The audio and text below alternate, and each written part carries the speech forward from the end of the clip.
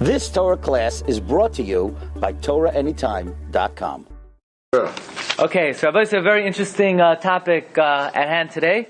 Very amazing concept. We're going to start at the beginning. Rashi tells us in this week's Parsha that Hashem was looking down at Klal Yisrael, and the pasuk says in Yechezkel, "Va'evar alayich va'erech v'hinei itech eis doidim." Rebbeinu Shalom's looking down at Klal Yisrael, and he says, "Itech eis doidim." It's a time of love. What does that mean? It's a time of love. It's a time where the Rebbeinu Shalom was trying to inspire and bring out His love to Klal Yisrael, to be able to be goyal, to be able to redeem Klal Yisrael. But there was one major problem.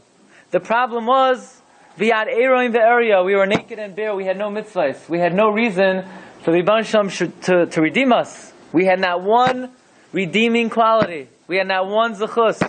So the Rebbeinu Shalom gave us two mitzvahs. Of course, we know Dam Pesach, and also the Dam Milah, which both of these mitzvahs we did the night of Pesach. Obviously, we shechted the Karban Pesach, and we sprinkled the blood on the doorposts. But Bris Milah, if I were to ask you, at what point in time did Klal Yisrael perform Bris Milah in Mitzrayim? They didn't do Bris Milah in Mitzrayim. They were made for us Brisi in Mitzrayim. They did not fulfill Bris Milah in Mitzrayim. When did they do Bris Milah? They did it the night of Pesach. The night of Pesach. And that's why by every Bris Milah, we recite what it says in Yechezkel, B'damai yechayi, B'damai yechayi. Okay, very nice. So again, when did Klal Yisrael do Bris Milah? They did Bris Milah the night of Pesach. It's a small problem, because we're not talking about little kids, 8 days old, doing Bris Milah. If Klal Yisrael would have done Bris Milah on 8-day-old kids, so we would have no problem that they did Bris Milah on Yom Tif, the night of Pesach. But the problem is, Rabbi Glatstein, this is what we call Milah Shaloi Bizmana. Right? This is Milah not on the 8th day. Could you do Milah Shaloi Bizmana on Shabbos? Of course not. Can you do Milah Shaloi Bizmana on Yom Tif? Of course not. And yet, the very first national Bris Milah of Klal Yisrael, when did it occur? It occurred on Leil Pesach. That's a major problem. And this question is raised. Take a look at number 2 by Rabbi Yaakov Kamenetsky in a footnote in the Emes Yaakov in this week's Parsha on page Reish Ayin Zayin. Footnote number 31. L'chayra Milah Shaloi Bizmana Eina Doicha Yom Tif. Milah at the wrong time is not Doicha Yom Tif, and that's question number 1 you have on your sheets. Okay. So make sure you have the questions down so that you do well on the test next week, okay? Okay. So that's question number 1. How can Milah Shaloi Bizmana be Doicha Yom Tif? Okay, I left space for you to write in the answer. So this way, next week at the test, you just hand this back in, and the Rebbe won't even know. Fine. That's question number 1. How can Milah Shaloi Bizmana be Doicha Yom Tif? Number 2. There's a medrash in Koheles Rabbah. The medrash says like this. Rabbi Zarya Omer, ten chelek l'shiva. Right? The pasuk says in Koheles, ten chelek l'shiva, v'gam l'shmayna. What does it mean, ten chelek l'shiva? Zadar shemol Moshe l'shiva. In the generation of Moshe Rabbeinu, they did Bris Milah not on the 8th day, but on the 7th day. V'gam l'shmayna, Zadar shemol Yehoshua. This is the generation of Yehoshua ben Nun. They did Milah on the 8th day. So the Hafla, Rav Pinchas Horowitz, right, who we know is the Rebbe, the Chassam Sofer, he asked a very simple question. In the generation of Moshe Rabbeinu, they did Milah on the 7th day. What got into them? Moshe Rabbeinu did Milah on the 7th day. Everybody knows. Every little kid knows that if you do Milah on the 7th day, it's not a kosher Milah. And why would Moshe do Milah on the 7th day? Since the times of Avram Avinu, they're doing Milah on the 8th day. I mean, if you look in Lech Lecha, it says, when do you do Bris Milah? On the 8th day. So what's Moshe Rabbeinu? Moshe Rabbeinu is the one who gave the Torah. He knows better than anybody else. And not just him, the entire generation, they're doing Milah on the 7th day. It's not a kosher Milah. You have to do it again. They have to do it again. That's the question of the Hafla. Look at number 4. B'medrash Koheles ten chelek l'shiva zadara shel Moshe. Shemol l'shiva v'gam l'shmayna the dara shel Yeshua shemol l'shmayna tzarech lahavin hatam lama mol Moshe l'shiva. Why in the world is Moshe Rabbeinu doing Bris Milah on the 7th day? The Torah never came to the world yet. The Torah didn't come to the world They yet. definitely, well, of course, they had one thing they knew. They had a tradition from Avram Avinu to do bris milah. So Hashem told Abraham, your patriarch, do it on the 8th day. What are they doing on the 7th? Either do it right or don't do it. What are you doing on the 7th day? They didn't do milah in the midbar. So apparently it's talking about what? Apparently it's talking about the kids that were born a few days before that. They did milah to them on the 7th day. So you tell me who it's talking about. Who are they doing milah on the 7th day to? What are they doing? They have to count people for Pepkar Pesach in comparison to Israel. No, I count them for what? Mitzvahs, the Parshas, and all that stuff. No, they had to be. You had to join a chabura, but there was no. Ariel joined? What? Ariel joined. Maybe not. Well, then they have to be many chaburas to explain. So that's the good thing they did bris milah the night of Pesach. They did the bris milah.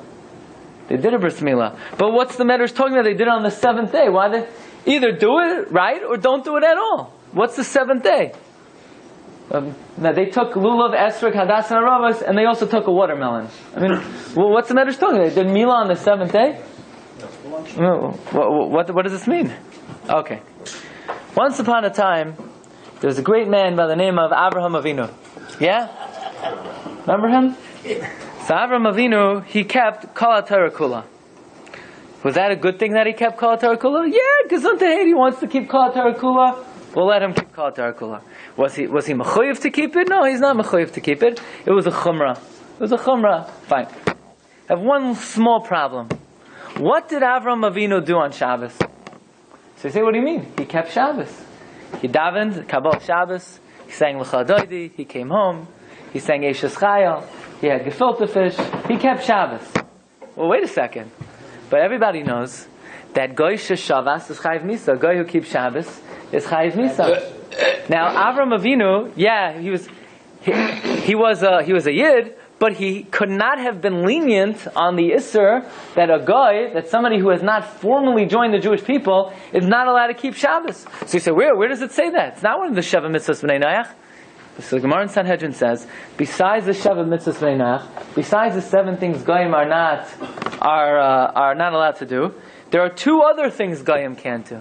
Number 1, they can't learn Torah. Guy's not allowed to learn Torah. It's one of the cardinal sins. A guy that learns Torah is Chayiv Misa. And another thing a guy is not allowed to do is a guy, what? Why is Chayiv Misa? Because Magid Dvar Yaakov.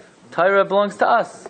And number 2, a guy is not allowed to keep Shabbos. Where does it say a guy is not allowed to keep Shabbos? It says in Parshas Noach, take a look at number 6, Oid Kol Yimei Haaretz, for the history of mankind, Zera, V'katzir, the planting season, the harvest season, V'kar V'chaim, the cold and the heat, Kayetz V'chayref, the summer and the winter, V'yoim V'layla Lo Yishbaisu. You cannot let day and night go by resting. Says the Gemara Masechta Sanhedrin, Daf Nun Ches and Beis, look at number 7. V'amar Reish Lakish, Oived Koichavim, Sheshavas Chayiv Misa. A guy that rests is Chayiv Misa. Shenemar v'yoim v'layla lo yishbaisu. Okay, so it's important to know. A guy is not allowed to keep Shabbos. So you say, okay, it's not a problem. That's why, the Christians, they keep Sunday, the Muslims keep Friday. No, it doesn't help. It doesn't help at all. Why? Look at the Gemara further. Omar Ravina afilu sheni b'Shabbos. Not only can't they keep Shabbos, they can't keep Monday. A guy cannot have a day off. He says, what? A guy can't have... No. If he wants to take a day off to relax, no problem. But if he wants to take off, to rest, to keep something that God would want, a guy that rests because he thinks that's the will of God is Chayiv Misa. It's a capital offense. It's like adultery, it's like murder, it's like idolatry. You have 2 Goyim, you're taking them both away. One of them, they both committed capital offenses. What are they? One guy's a murderer, and the other guy kept Shabbos. One guy learns Masechtas Zvachim, and the other guy bowed down to idols. They're both capital offenses. So the guy, he's making a siyum on Shas, beautiful. After his siyum, we take him away, and that's the end of it. It's a capital offense. Goyim can't learn Torah. It belongs to us. What? Yeah. They have to know. Yeah. So So anyway, so the Hertz Commercial have Goyish commentators. what? Hertz Commercial. Our scroll sells to the day. Yeah. So okay, look. So that's what the Gemara says. Gemara says the Goyish Shavas is Chayiv Misa. So somebody please tell me, what did Avraham Avinu do on Shabbos? So you say, what do you mean? He kept Shabbos. He kept Shabbos. Avraham Avinu, I know you want to be machmir on yourself and you want to keep the mitzvahs, but not at the expense of violating a capital offense. I mean, it's like the guy, people are very into chumras, right? So a guy says, I want to be machmir, I have to go to shul on Shabbos. So how's he going to get there? He'll drive. You don't have to go to shul on Shabbos. It doesn't say anywhere you have to go to shul on Shabbos. It's a nice thing to do. So imagine a guy, he drives to shul on Shabbos. So he's violating an Isser Skila to fulfill a minhag Yisrael to go to shul. So what did Avram Avinu do? Right? People are very into their chumras, right? Pitamak Torahs. Beautiful, wonderful. But let's say a guy doesn't have his Pitamak Torahs, so he's going to skin an animal on Shabbos, so he could have Pitamak Torahs on his cloth. He's going to write his Pitamak Torahs on Shabbos. You got to get your priorities straight. Shabbos trumps everything, even Pitamak Torahs, right? So what did Avram Avinu do on Shabbos? Did he keep the Shabbos? Did he not keep the Shabbos? If he kept Shabbos, he's incurring a violation of Yoim V'Laila Lo Yishbaisu. That's the question of the Hafla. Take a look at number 5. V'nira Dinei Hikshu HaMefarshim Demash Amar Chazal Kiyim Avram Avinu Kol HaTorah Kula V'chi Eich Shamar Shabbos Shalei Nitztav Alav. How could Avraham Avinu keep Shabbos that he was not commanded to keep? V'dacha lav the Yom V'Laila Lo Yishbaisu, to push away the lav that you're not allowed to rest on day and night. It's like the question Rabbi Yaakov Kamenetsky asks. How could Yaakov marry 2 sisters? So you say, Rabbi Yaakov Kamenetsky says, it's not a question. Why? He says, where does it say Yaakov can't marry 2 sisters? In the Torah? Yaakov doesn't have to keep the Torah. So you want to ask, why wasn't he machmir on the Indian of marrying 2 sisters? Very simple. He married Leah, so now why is he marrying Rachel? You know why? Because he told her he would. He said, he made up with Rachel, I'm going to marry you. Yeah, but the Torah says you're not allowed to. Yaakov's going to keep a chumrah of keeping the Torah and violate his word? It's more important to keep your word than to keep some chumrah. Right? Somebody once asked the Chazanish, I don't know, should I daven with the minyan? Or I made an appointment with somebody. And if I go daven mincha with the minyan, I'm going to be 15 minutes late to the appointment. So Chazanish said, you told somebody you're going to be there 2 o'clock, you have no right to go to the minyan. What do you mean I have to daven with the minyan? No, first thing you have to do is keep what you say. That's midvar sheker tirchak. That's the doirais over here. Then after the midvar sheker tirchak, you worry about your minyan. But in any event, how did Avram Avinu keep Shabbos? How did Avram Avinu keep Shabbos? Okay. We have a lot of questions here. Yeah, so far we only did 3 though, right? Okay. So we have question number 1 is, how did they do bris milah the night of Pesach? It's milah shlo bismana. Question number 2, why in the generation of Moshe, how are they able to do bris milah? What? On the 7th day. Right? In the generation of Moshe, how could they do milah on the 7th day? Question number 3, how did Avram Avinu keep the Torah? Okay.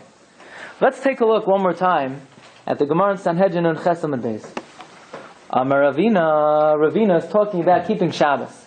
Goyim, not only can't they keep Shabbos, they're not even allowed to keep Monday. So the Marsha asks, why are we picking on Monday? You want to give an illustration, not just Shabbos, but even another day, why are you jumping to Monday? Say even Sunday. I mean, if you want to, once you're picking something out of the blue, everybody loves Wednesday, right? But why Monday? If you want to say not just Shabbos, so pick Sunday. That's the first available day. Okay, we move on a little further. Famous pasuk, this week's Parsha, about the Korban Pesach. V'lo yistoisiru mimenu ad boiker, v'hanoisar mimenu ad boiker, b'eish tisraf. Don't leave over the Korban Pesach till the morning. V'hanoisar mimenu ad boiker, and whatever is left over till the morning, b'eish tisraf. You should burn in fire. So the first problem over here is, what happened to the concept of a pronoun You ever hear of a pronoun? Okay, who could I pick on today? Yaakov, I'm going to pick on you, okay? Rabbi Yaakov Ganjian, he came to the shiur today. Rabbi Yaakov Ganjian walked here. I don't have to say, Rabbi Yaakov Ganjian came to the shiur. Rabbi Yaakov Ganjian walked here. Once I already established what his name is, you know what I could say? He walked here. Once we got your name down, we got that. That's, we have that down already. We have that down pat. We said the name. His name is Yaakov Ganjian. So now we don't have to say Yaakov Ganjian walked here. We could say he. Something called a pronoun. And yet in this pasuk it says, "V'lo yisiru mimenu ad boiker." Don't leave it over till the morning. V'hanoiser mimenu ad boiker. Whatever was left over till the morning, ba'esh tisroifu, burn in a fire. Why does it have to say morning again? Just say, "V'lo yisiru mimenu ad boiker." Don't leave it over till the morning. V'hanoiser mimenu, and whatever's left over, ba'esh tisroifu, burn in a fire. Why say, don't leave it over till the morning, and whatever's left over till the morning? We got the morning thing already. We're past that. We got that down already. It's superfluous, you mean? Exactly. That's another way of saying. Yeah. And whatever's left over, right? Let's say I tell you, don't come late next Monday. I don't have to say, and whoever comes late next Monday is really going to get it. I could say, and whoever comes late, we got the Monday. We understand that. Okay. So Rashi is bothered by this question. Chazal is bothered by this question. And Rashi says, Ma Talmud loimer ad boiker pam shniya, litain boiker al boiker. To give a morning over the morning. What does that mean? Shaha boiker mashmoi mishas hanetz hachama. If it would just say ad boiker one time, I would think it means, when you can't leave over the carbon pesach till netz hachama or he netz hachama. In other words, had the Torah just written ad boiker until morning, well, what's morning? Is boiker netz or is boiker alois hashachar? So Rashi says, if it would just say ad ha-boiker, I would think it means netz. U'baha kasav lahakdim. So the Torah says again, v'hanoiser mimenu ad boiker, sha'asur ba'achila me'alois hashachar. You know why it adds, and whatever's left over till morning you burn in fire? To say that it's not, you don't have all the way till netz hachama. You don't have all the way till sunrise. You cannot leave it over past alois hashachar. By the way, when's alois? What's the difference between netz and alois? Netz is when the orb of the sun rises above the horizon. And alois hashachar is when there's light already in the eastern front. Okay? So what's Rashi saying? Had it just said boiker one time, I would have mistakenly thought that you could leave the Karm Pesach until netz. So it says boiker again to say, don't even leave it past the earlier zman of alois hashachar. Ask the Sifsei Chachamim, ask the Emes Yaakov, what in the world is Rashi talking about? Had it just said ad boiker, you would have thought that you have until netz hachama. Does anybody know in Kol HaTorah Kula, whenever the Torah says Yoim, boiker, when does day start? Everywhere in Kol HaTorah Kula? Night. Alois hashachar. What? Alois hashachar always starts Yoim. I mean, look in the Mishnah Megillah. It says, if you say Hallel from Alois hashachar, Yotze. If you put on Tefillin, Yotze. Say Shema, Yotze. Any mitzvah that has to be done during the day, if you do it from Alois hashachar, you're Yotze. So what's Rashi talking about? That if it would just say boiker one time, you would think it means netz hachama. Not if you know anything, you wouldn't have thought that. Not if you learned one blot of Gemara in your entire life.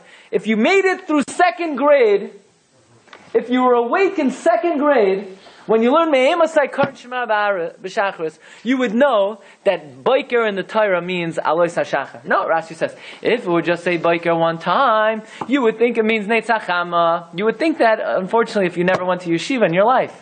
If you're still learning Aleph Beis, that's what you would think that. But if you ever cracked open Mishnayos Brachos, you would know that you would not have thought that. You would have known immediately, boiker means alois hashachar, and not netz hachama. That's the question of Sifsei Chachamim. That is the question of Rabbi Yaakov Kamenetsky in the Emes Yaakov. Okay. I know you're really in the mood of hearing some more questions, so I'm going to satisfy your itch. Let's see some more questions. Okay, number 13. To my mind, this pasuk is the most difficult pasuk in the whole Chumash. You ready for this? Okay, let's take we're going to have a poll now. Raise your hand. When do you eat matzah? What night of the year? No? First day of Pesach. First day of Pesach. What date? Tell me the date. Calendar date. 15. 15. Anyone here eat matzah on the 14th? No. You're not allowed to. Right? Go ahead. Fine. I just have one simple question for you. The Torah doesn't say to eat matzah on the 15th. You know what date the Torah says to eat matzah? The 14th. 14th. No. Remember what's the first day? Do you know when the Torah says to eat matzah? Barishain, in the first month. Bi'arba asar yom lachodesh ba'erev. The night of the 14th. Taichlu matzahs. What? Yeah. Are we missing something? Where did we get the 15th from? Does anybody here know anybody who ever ate matzah on the night of the 14th? I have never met a Jew who ever fulfilled this pasuk. In fact, any Jew I ever met, if you ask them, do you eat matzah on the 14th? Chas v'shalom! Whoa! If you would, the biggest capital offense is to eat matzah on the day, what? The Torah says to eat it. Yeah. But what about the eating on the 15th? No, the Torah never says to eat it then. Could somebody explain to me, just explain this pasuk to me. It's a verse in the Torah, right? There's something called the Torah. We try to follow what it tells us to do. And here it tells us to eat matzah the night of the 14th. So Rabbi Yaakov Kamenetsky says, this is very reminiscent of a different pasuk in Chumash. That on Yom Kippur it says, what? Batisha lachodesh ba'erev, me'erev ad erev, tishbesu Shabbat. That when should you fast on Yom Kippur? The 9th. And the Gemara makes a whole big to-do. What do you mean you don't fast the 9th, you fast the 10th? And everybody here is familiar with what the Gemara answers. The Gemara in Brachos, the Gemara in Rosh Hashanah, that anyone who fasts on the 9th, anyone who eats on the 9th is considered like he fasted on the 9th and the 10th. So Rabbi Yaakov Kamenetsky says, why doesn't any Gemara address this pasuk? This pasuk says you should eat matzah on the 14th. And nowhere in Shas does the Shas ever say, do we eat matzah on the 14th, but we don't eat matzah to the 15th? And we should have some Gemara that says, anyone who doesn't eat matzah or does eat matzah on the 14th, nothing. Not one comment anywhere in Shas to explain this pasuk. So it's a double question. Yeah, right. First of all, just how do you understand the simple meaning of this pasuk? Pasuk in this week's Parsha, it says, eat matzah erev Pesach. Erev means night? Yeah. Okay, so 14th by night. Yeah, if we know when the 14th by night is, the 14th by night. In the Jewish calendar, first comes a night, then comes a day, right? Fine. Another question. And there's a very, everybody's familiar on Chumash, one of the famous commentaries on Chumash, the Ibn Ezra. But I am not familiar with too many times that Tosfos in Shas quotes the Ibn Ezra. Quote Tosfos in Shas. I'm not familiar with too many places that Tosfos quotes the Ibn Ezra. But in Masechta Kedushin, Daf Lamed Zayin Amud Aleph, Tosfos quotes the famous question of the Ibn Ezra. And the question goes like this. In Sefer Yehoshua, the pasuk says that when Klal Yisrael entered Eretz Yisrael, they started eating the new grain. Now, does anybody know when could you start eating the new grain? Only after you bring which carbon? The carbon omer. So the pasuk says they ate vayochlu me'avor haaretz mimachras haPesach, from the day after Pesach. What does that pasuk mean? What does that mean they started eating the new grain from the day after Pesach? When do you bring the carbon omer? The second day of Pesach. So what does it mean they started eating the new grain the day after Pesach? It means they started eating the new grain the day after the first day of Pesach. Again, the pasuk in Yeshua says, "Vayochlu me'avor haaretz mimachras haPesach." What does mimachras haPesach in that pasuk mean? They started eating the new grain from the day after the first day of Pesach. So mimachras haPesach means the day after the first day of Pesach. Ask the Ibn Ezra that if you look in Parshas Maseh, the pasuk says, "Mimochras haPesach yatsu miMitzrayim." From the day after Pesach, they left Mitzrayim. Now, what does that mean? Does that mean the same thing as Mimochras haPesach and Sefer Yoshua? That they left Mitzrayim on the second day of Pesach? Can't mean that. So what does Mimachras HaPesach mean in Parshas Maseh?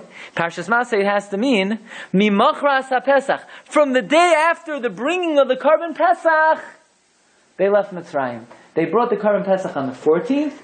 They left Mitzrayim on the 15th. So the Ibn Ezra asks a very simple question. And that is, the words Mimachras HaPesach are inconsistent between Parshas Maseh and Sefer Yehoshua. In Parshas Maseh, Mimachras HaPesach means from the day after the bringing of the Karban Pesach, we left Mitzrayim. From the day after the 14th, we left Mitzrayim on the 15th. In other words, Mimachras HaPesach means the 15th. And in Sefer Yehoshua it says, they ate the new grain Mimachras HaPesach. There Pesach refers to the first day of Pesach. And it says from the next day they ate the new grain. So ask the Ibn Ezra, please make up your mind, what does the word Mimachras HaPesach mean? Does it mean the day after the Shechita of the Karban Pesach?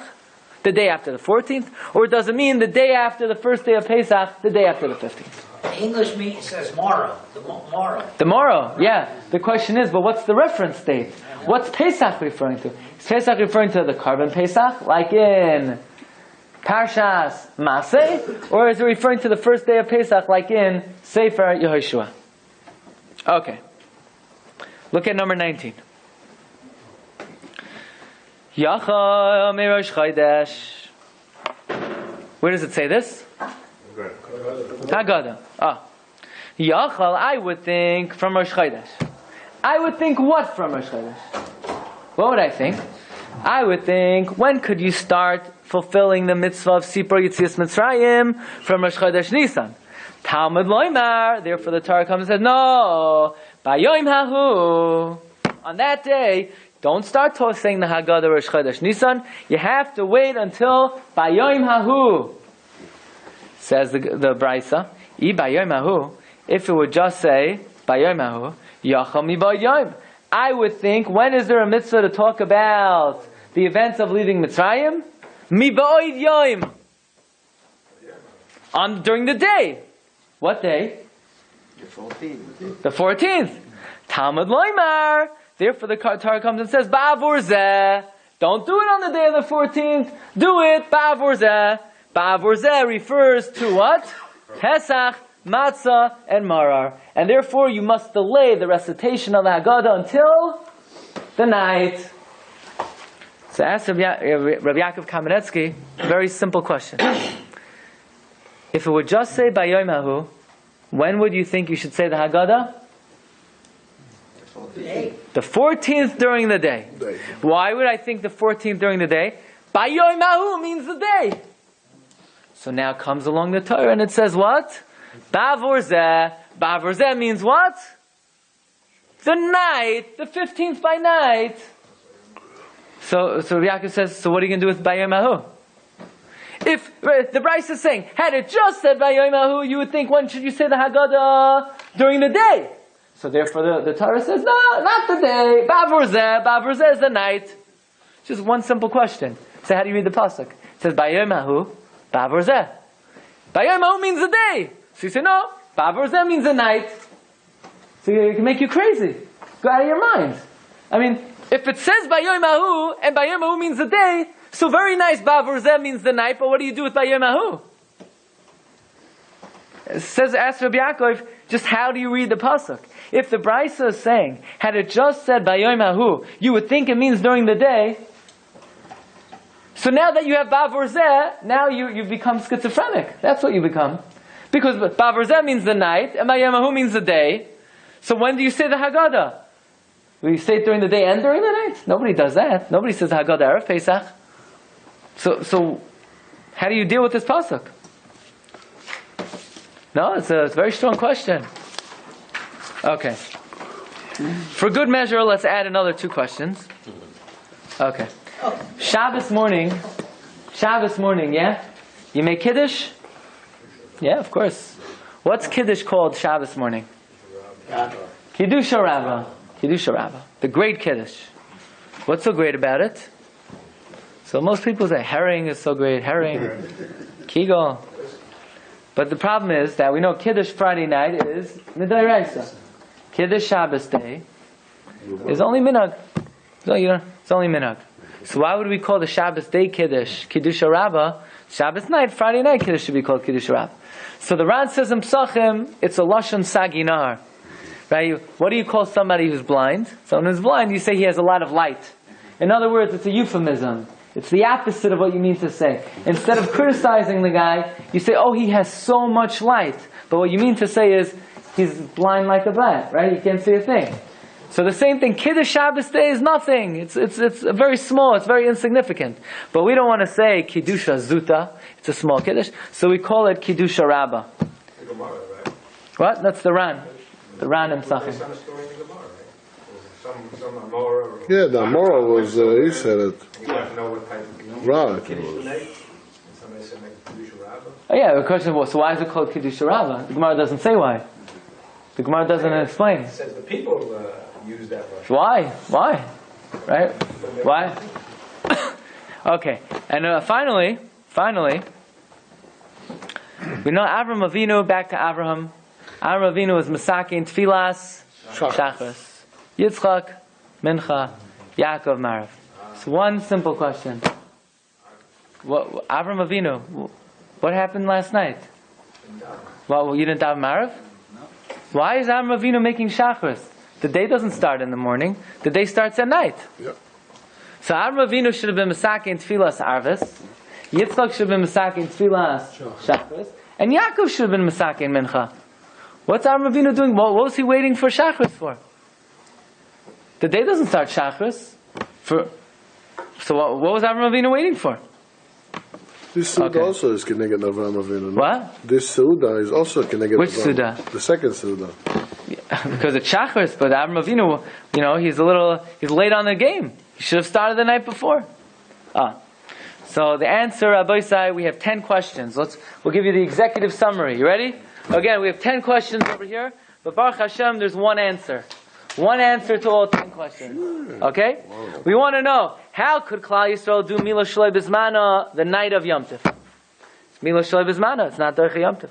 Number 2, why in the generation of Moshe Rabbeinu did they do Mila on the 7th day? Wrong day. Number 3, how did Avram Avinu keep Shabbos? Number 4, why is Ravina picking on Monday? She should pick on Sunday. Why does Rashi say, had it just said Boiker one time, you would think it means Netzach Hamad? No, you wouldn't have. Why does the Torah, how could the Torah tell us to eat matzah on the 14th? We eat matzah on the 15th. What does Mimachras HaPesach mean? In Maseh, Mimachras HaPesach means the day after the bringing of the Korban Pesach. In Sefer Yeshua means the day after the first day of Pesach. How do you read the pasuk? Bayom Hahu, Ba'avor Zeh. Bayom Hahu is the 14th by day. Ba'avor Zeh is the night. Why is it called Kiddusha Rabbah? And why was Avram Avinu Masakein Tefillah Shachris? What happened to Marav? Comes along with Pinchas Horowitz, the Haflah, the Rebbe, the Chassam Sofer, and this is a tremendous yesod, a very important yesod. It's very important to be aware of, very important to know. And this idea is already found in the Rishonim. That this concept that we have in Judaism, that first comes the night and then comes the day, that's only after the Torah was given. Before the Torah was given, first comes the day and then comes the night. How do I know that? Because let's go back to the pasuk. Pasuk says, Oid kol yemei haaretz, zera, v'katzir, v'koyer, v'choim, v'kayetz, v'choyer, v'yoim, v'layla, lo yishbasu. First day and then night. Everybody thought, and for Jews, for Yidden, the Torah, first comes night and then comes day. Everybody knows. Shabbos, when does Shabbos start? Friday night. When does Yom Tov start? Night. When does anything start? Night. That's only once the Torah was given. Before the Torah was given, the world went the way most people think. First, the sun rises, then the sun... Vayihi erev, vayihi voiker. We'll deal with that. Don't worry. We'll have to deal with that. But let's get the Yisai first. Don't worry. First let's get the concept. First let's get the concept. The concept is that before the Torah was given, first came the day, and then came the night. Says the Hafla, you're bothered. How did Avram Avinu keep Shabbos? Avram Avinu kept Friday night to Matzah Shabbos like every good Yid. Oh, but what do you mean the Torah says, V'yoyim v'layla lo yishbaisu, Goyim can't keep Shabbos? Torah never says Goyim can't keep Shabbos. The Torah says a Goy can't rest day followed by night. Avram Avinu never rested day followed by night. Avram Avinu rested like we do, night followed by day. The Isser of a Goy resting on Shabbos is not, you can't rest on the Jewish Shabbos. You can't allow day followed by night to go by as a day of rest. Avram Avinu never let day and then night go by as a day of rest. Up until Shabbos started, Avram Avinu, he was writing Chidushei Torah, he was doing Malacha. As soon as Shabbos was over, as soon as 72 minutes were over, Avram Avinu made Havdalah, he lit the fire, he was Machal. But what do you mean? He kept 24 hours. There's no Isser for Goyim to keep 24 hours, according to the Hafla. The Isser is a Goy can't keep day followed by night. V'yoyim v'layla lo yishbaisu. Seventh-day Adventists, by the way, begin in the morning. You should know that. You know that, You should tell them this. They're all right. Tell them the Hafla. It's really not right. Yeah, it's good, yeah. Tell them over the Shiur. So Rabbi Glatstein says the Hafla. So it comes out that what can Goyim do? Rest Shabbos day followed by Matzah Shabbos. So he asks, why is Ravina saying not just Shabbos, but even another day? Why does he pick Monday? Why doesn't he pick Sunday? Sunday was already picked. A guy can rest Shabbos day followed by Matzah Shabbos. Matzah Shabbos is Sunday. So he's picking the first available day. The first available day is not Sunday. Sunday's taken already. We already said that. A guy can't rest Yom V'Layla. He can't rest Shabbos followed by Matzah Shabbos. So Ravina is saying not only Shabbos followed by Matzah Shabbos, but even Monday. That's how we answer that question. We move on. The Ibn Ezra asks, Torah, make up your mind. What does Mimachas HaShabbos mean? HaPesach. Does Mimachas HaPesach mean like it does in Masei, the day after the Karban Pesach? Or does it mean like it means in Sefer Yeshua, the day after the first day of Pesach? Says the Hafla, says Rabbi Yaakov Kamenetsky, Mimachas HaPesach always means the same thing.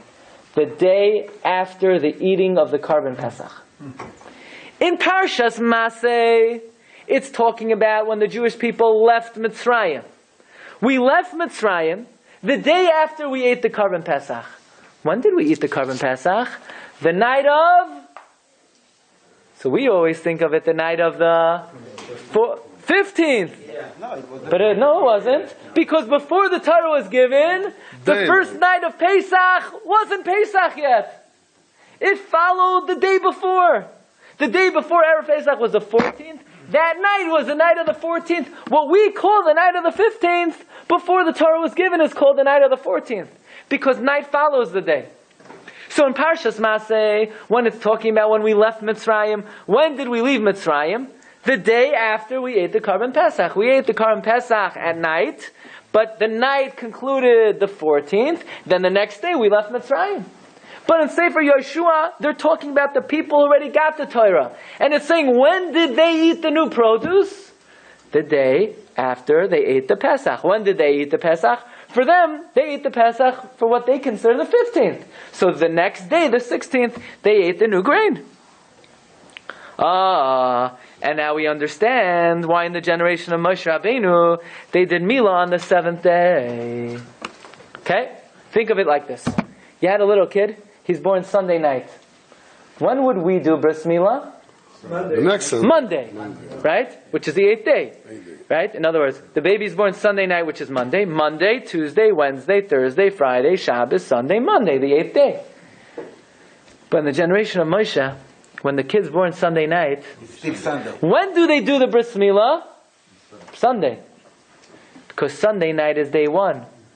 Monday morning for them is already the next calendar date, because for them the night is yesterday. Monday morning is the next day. Sunday night, Monday, Tuesday, Wednesday, Thursday, Friday, Shabbos, Sunday.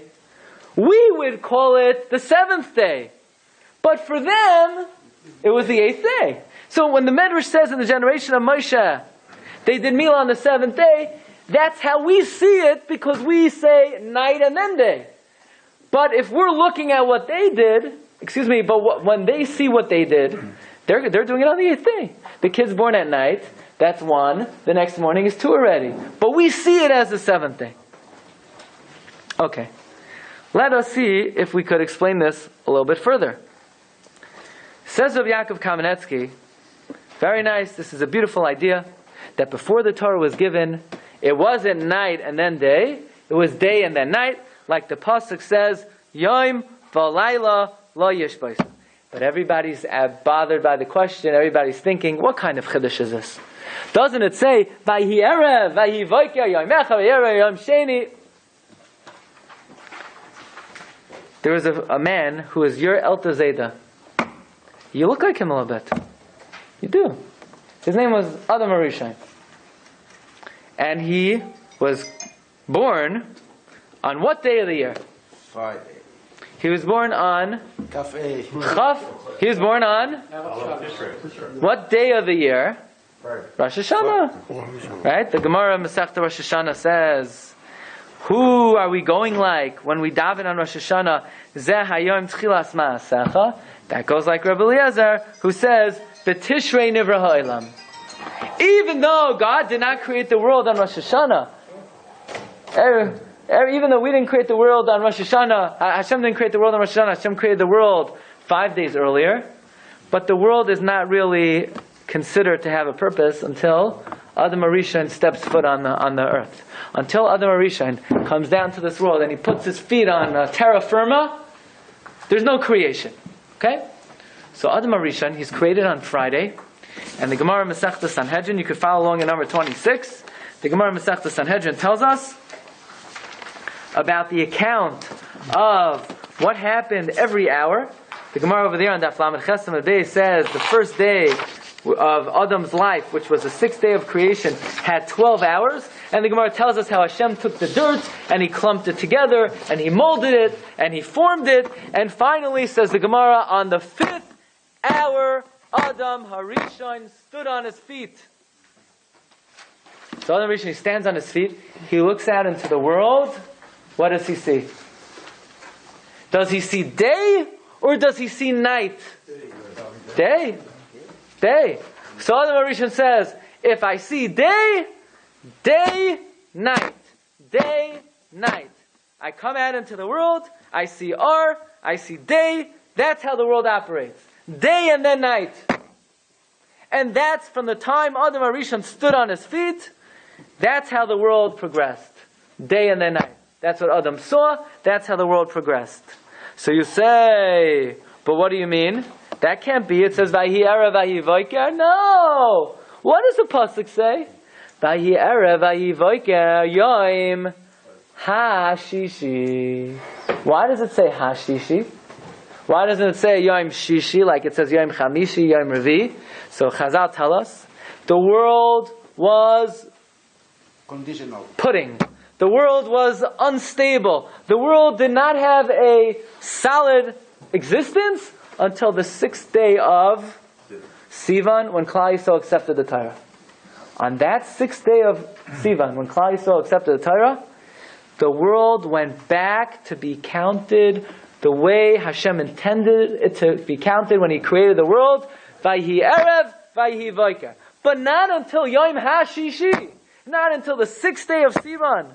The world was not night and then day. The world was day and then night. Like it says, Yom v'layla lo yishbaisu. That's what Adam Harishon saw. That's how he counted it. That's the way it was. So Adam Harishon is born. He looks out into the world. He sees Yom. He sees sunrise. Then he sees sunset. Day and then night. Day and then night. And it doesn't change until God gives the Torah to the Jewish people. And at that point, we understand the meaning of Vayhi erev, Vayhi voiker, Yom HaShishi. Sunrise, sunset. So says Rabbi Yaakov Kamenetsky. Thank you. You're going to get yourself into trouble here. Okay? But, says Rabbi Yaakov, listen to this. Now I understand. If it would just say Bayom Hahu, you would think, when should you say the Haggadah? The 14th during the day. So therefore it comes, it says, Ba'avor Zeh, which means at night. So we asked, so then how do you read the pasuk? Is it the 14th day or is it the 14th night? It's two different calendar dates. No, says Rabbi Yaakov, not before the Torah was given. There's no contradiction between Bayom Hahu and Ba'avor Zeh before the Torah was given. Because the night of the 15th, you got the wrong calendar date. It's not the night of the 15th, it's the night of the 14th. If it would say just Bayom Hahu, you would think the day of the 14th. Ba'avor Zeh says the night of the 14th. Because it's still the 14th. The Torah hasn't been given yet. So we ask, how could the Torah say to eat matzah the night of the 14th? Nobody eats matzah the night of the 14th. We eat matzah the night of the 14th. The answer, 15th, thank you. The answer is, the Torah is telling you when to eat.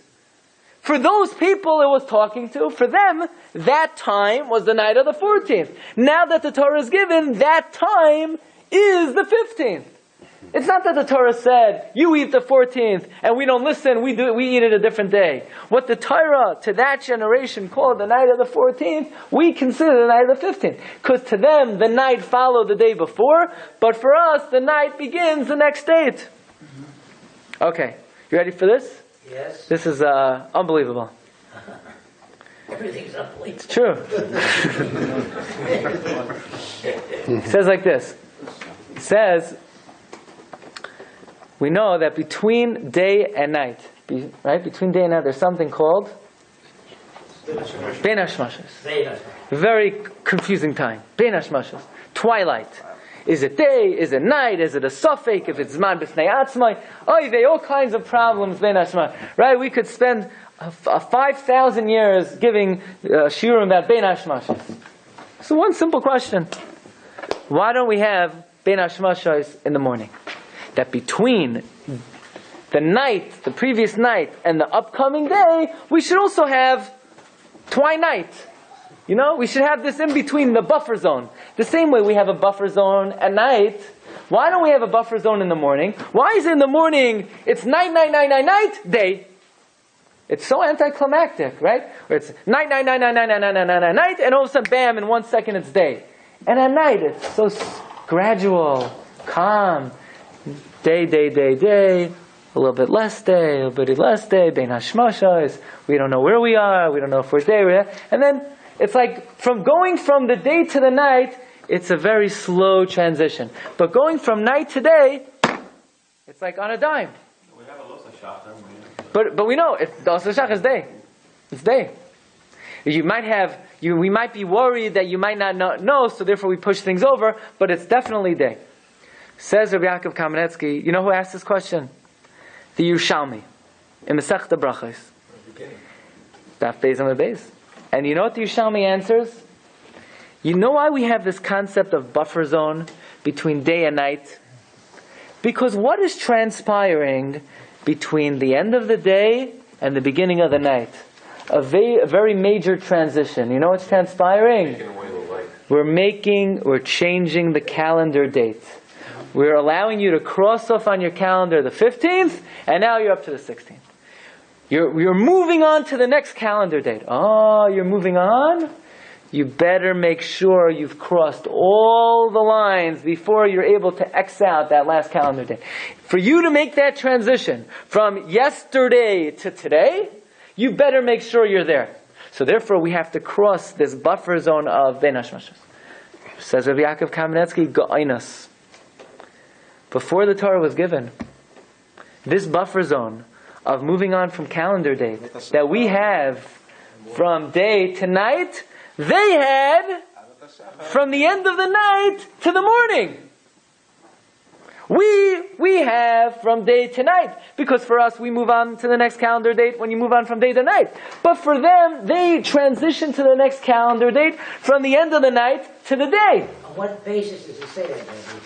Based on this chidush, that before the Torah was given, the calendar date moved from from when you move from the night to the day, right? This, based on everything we're saying, what we do from day to night, they did from night to day.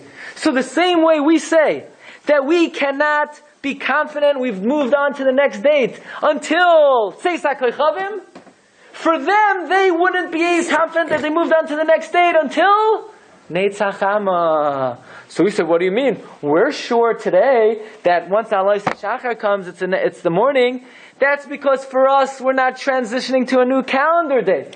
But for them who would transition to a new calendar date, they could not be certain they're transitioning until the later time of Neitzach Hama. So that's why Rashi says, had it just said Boiker one time, we would have thought that meant Neitzach Hama. So he said, what do you mean? Everybody knows Alois Shachar is the morning. That's for us, where the morning is not transitioning. But for them, that the morning transitions to the next calendar date, they would have to wait till the last time, which is Neitzach Hama. And therefore we need an added Boiker to advance it up to Alois Shachar. Mamish Go'inus, he's saying. Unbelievable. Okay? I agree. Thank you. He would be flattered, right? So, now we understand, Rabbi Isai. Says Rav Yaakov, if this is in a footnote in number 27 in Emes Yaakov, how Klal Yisrael could do Mila the night of the 15th. But it's Mila Shaloi Bismano. You can't do Mila Shaloi Bismano on Yom Tif. So just for the record, Rav Yaakov says it's not a question. Because since when did Klal Yisrael keep Yom Tif before the Torah was given? But even if you would say it is a good question, you know what the answer would be? It wasn't Yom Tif. The night of the 15th wasn't Yom Tif. It wasn't Pesach. Pesach for them began in the morning. How convenient, right? And they didn't have to stay up late the whole night before. They could get a good night's sleep and, be fresh for Yom Tif. For them, it wasn't Yom Tif. How could they do Mila on Yom Tif if it wasn't Yom Tif? And now he says, you know why? The night. You know why Kiddush, Shabbos morning, is called Kiddush Rabbah? Because when Shabbos began for Klal Yisrael Mitzrayim, what was Shabbos? Shabbos morning, followed by Motzei Shabbos. What was the first Kiddush? The first Kiddush was in the morning. So if that became known as Kiddush Rabbah, it never lost its status of Kiddush Rabbah. And now we know why Avram Avinu was Masakin Shachris. What happened to Marav? What do you mean Marav? The day starts in the morning for Avram Avinu. Not until much later on in history at Kabbalah Satorah, where dates transition, night, morning, afternoon. Says Rabbi Yaakov, I'll prove to you that in Mitzrayim Shabbos started in the day. Because in the capital on Tehillim that we say on Shabbos, Mizmar Shir Liyom HaShabbos, Lehagid, Baboiker Chastecha, Ve'emunascha B'Leilos. So says Rabbi Yaakov, this Chidush is tried, tested, it's passed all the tests, it answers all 10 questions, I believe. And V'hakol al Mekoymai Yavai V'Shalom. Rabbi Isai, does everybody agree with this Chidush of Rabbi Yaakov Kamenetsky and the Hafla and the Rishonim? Of course not. Of course not. Comes along the Shas Teshuvos Binyan Tzion, Rabbi Yaakov Ettlinger, and the Aruch LaNer says, what is this Chiddush based on? Just because it answers a lot of questions? Just because something answers questions, that's not a proof to its veracity. The proof is, because the Pasuk says, that before the Torah was given, Yom v'layla lo yishbais. Says Rav Yaakov Ettlinger, I have combed through the entire Tanakh. And guess what? Everywhere in Tanakh it always says day and then night. So you're going to prove to me, you see, before the Torah was given, it says Yom v'layla lo yishbaisu. It always says Yom and then Layla in the Torah. It always says that. And yet, we first go by the night and then the day, despite the fact that in Kol HaTorah Kula, it always says day and then night. And like the Pasuk, V'higisa by... Well, when was that? Where's that Pasuk? Anybody know? Parak Aleph Yoshua. Was the Torah given yet? Of course. And it still says day and night. You know why? Because even though the night starts the day, but the main time of activity is the day. Everybody agrees the day is the main domain of activity. So despite the fact that the day halachically has begun the night before, the Torah always says day and the night. In fact, says the Aruch LaNer, I've only found 4 instances in the whole Torah where first it says night and then it says day. And you have them on your sheet over here. Take a look. Number 40, 41, 42, and 43. Says Archaner, don't you bring me rayas from the fact that it says Yom Alayla Lo Yishpaisu, because the Torah always writes day and then night. There are only 4 exceptions to this rule. Number 1 in Sefer Devarim, Ufacharata Laila V'Yomam. Number 2, Sefer Malachim, Aliyah Seinecha Psuchas El Bayis Hazeh Laila V'Yom. In Sefer Yirmiyah, Teirad Ne'enai Dima Laila V'Yomam. And in Esther, so in Kol HaTorah Kula, it always says day and then night, like in number 44, except these 4 cases. And you know why? Because really the day, even though it comes second, is of primary importance. But in these 4 cases, says Binyan Sion, you know why it says night and then day? Look at number 40. It's talking about fear. When are you more scared, at night or during the day? Night. So it says night first. Number 41, it's talking about guarding a place. When does something need to be guarded more? Night. So it says night first. In Yirmiyah, it talks about crying. When do you cry more? At night. And in Esther, it talks about the fast, which was night and day for a halachic purpose, because they broke the fast while it was still day. So says Binyan Sion, the fact that it says Yom Alayla Lo Yishpaisu has no bearing on the fact that before the Torah was given, it was day and the night, because the Torah always writes day and the night. There are only 4 exceptions, and even these 4 exceptions has a reason. And I'll prove to you, he says, that even before the Torah was given, it was night and then day. The proof is like this. There's a halacha of oisoi v'yes b'nai, that you can't shech the mother and son and child on the same day. And the Gemara in Chulin wants to learn out, how do we define day? So the Gemara says, it says, by oisoi v'yes b'nai is certain lashon. And it says, v'hi erev v'hi voiker. So just like there it's night and then day, so too by oisoi v'yes b'nai. So says the Binyan Sion, v'yer v'hi is before the Torah was given. And yet you see we're deriving from there, first came night and then came day. So says the Binyan Sion, bottom line is, and it's not a matter of halacha l'maisa, but his opinion is that even before the Torah was given, life was the way it is now. It was night and then day. But what we learned today is the chiddush of the Hafla and Rabbi Yaakov Kamenetsky, that before the Torah was given, first came day and then came night. Why? Because when Adam Arishon came out into the world, he saw day, and that's how he counted it. Rabbi Isai, have a great... You've just experienced another Torah class brought to you by TorahAnytime.com.